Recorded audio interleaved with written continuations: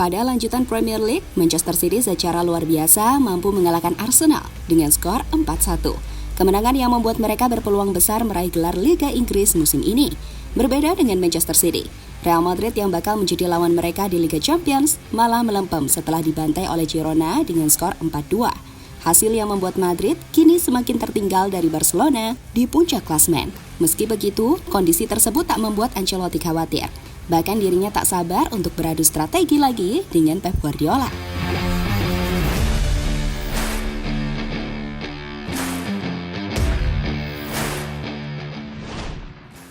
Ya, tinggal menunggu hari. Semifinal Liga Champions bakal digelar.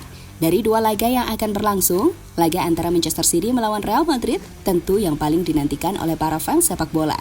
Bagaimana tidak? Karena laga tersebut adalah ulangan semifinal Liga Champions musim lalu, di mana ketika itu Real Madrid secara fantastis mampu bangkit setelah sebelumnya tertinggal dari Manchester City.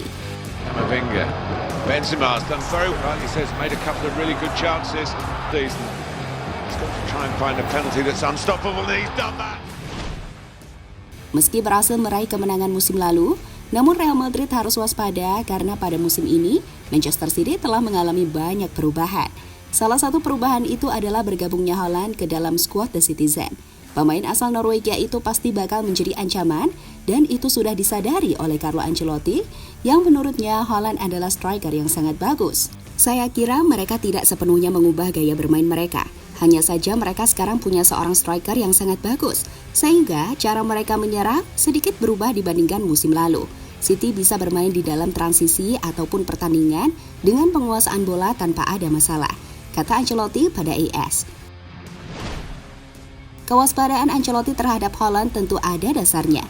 Ya, sejauh ini pemain berusia 22 tahun tersebut sudah mencetak 49 gol di seluruh kompetisi, di mana jumlah itu menjadi yang terbanyak jika dibandingkan dengan pemain lain. Sebuah perbedaan yang mencolok tentunya, karena pada musim lalu, Manchester City masih mengandalkan Gabriel Jesus sebagai penyerang utama dalam usaha membongkar pertahanan Real Madrid.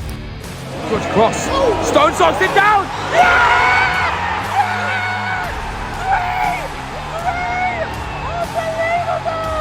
Unbelievable! Get it! Di sisi lain, Guardiola yang bakal kembali bertemu dengan Real Madrid mengaku yakin jika timnya mampu mengalahkan Real Madrid. Keyakinan itu muncul berkat kepercayaan diri yang dimiliki oleh Manchester City. Semua klub tahu, jika Anda ingin memenangkan Liga Champions, Anda harus mengalahkan Real Madrid. Kami akan melakukannya dengan pasti. Kami selalu melakukannya. Tetapi kami merasa saat ini sangat percaya diri. Saya pikir kami akan lolos, kata Pep Guardiola pada ESPN. Lebih lanjut, sebelum menatap pertemuan antara Manchester City dengan Real Madrid, maka tak afdol rasanya jika tidak melihat perjalanan kedua tim. Jika dilihat seksama, keduanya terhitung lancar-lancar saja sampai babak semifinal. Pada babak 16 besar, Manchester City berhasil mengatasi perlawanan dari RB Leipzig dengan agregat 8-1. Kiprah The Citizen kemudian berlanjut saat mereka mampu menyingkirkan Bayern Munchen dengan agregat 4-1. Sementara Real Madrid pada babak fase knockout, mereka berhasil mengandaskan dua wakil Inggris yakni Liverpool dan Chelsea. Masing-masing klub itu kalah dengan agregat 6-2 dan 4-0.